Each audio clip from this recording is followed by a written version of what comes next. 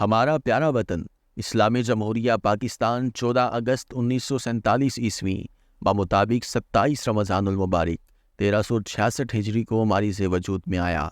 اللہ تعالیٰ اس کی حفاظت فرمائے، دشمنوں کی میلی نظر سے محفوظ رکھے اور ہمیں اس عظیم نعمت کی حقیقی قدر کرنے کی توفیق عطا فرمائے۔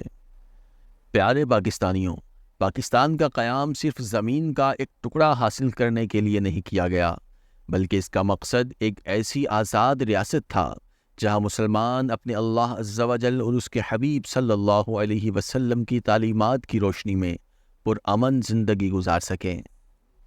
قیام پاکستان کے وقت ہر طرف ایک ہی نعرہ تھا کہ پاکستان کا مطلب کیا؟ لا الہ الا اللہ۔ لیکن افسوس کہ آج مسلمان اپنے پیارے وطن پاکستان کے قیام کا مقصد نظر انداز کیے بیٹھے ہیں۔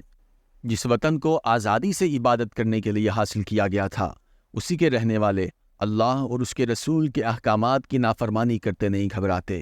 وہ لوگ جنہوں نے اس وطن کے لیے لاکھوں جانوں کا نذرانہ دیا، وہ مائیں جنہوں نے اس وطن پر اپنے دودھ پیتے بچے قربان کیے، آج انہی کی اولاد کسی بھی ناخوشگوار موقع پر اسی وطن کی املاک تباہ کرنے، جلاؤ گھیراؤ کرنے، اپنے ہی مسلمان بھائیوں کی گاڑیاں، دکانیں جلانے اور توڑ پھوڑ کرنے سے بالکل نہیں گھبراتے۔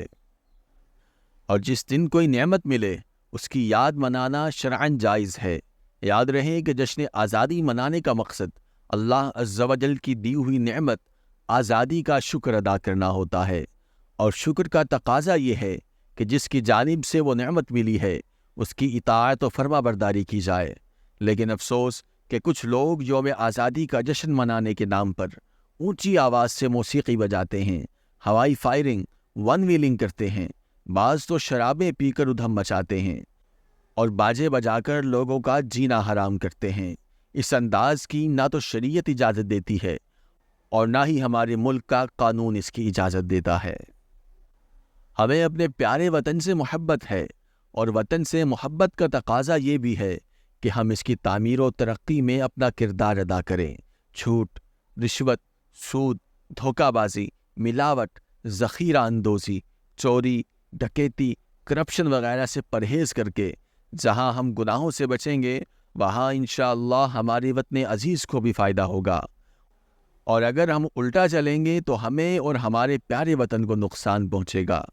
یہ آزاد وطن اللہ کی نعمت ہے، اس کی قدر کیجیے۔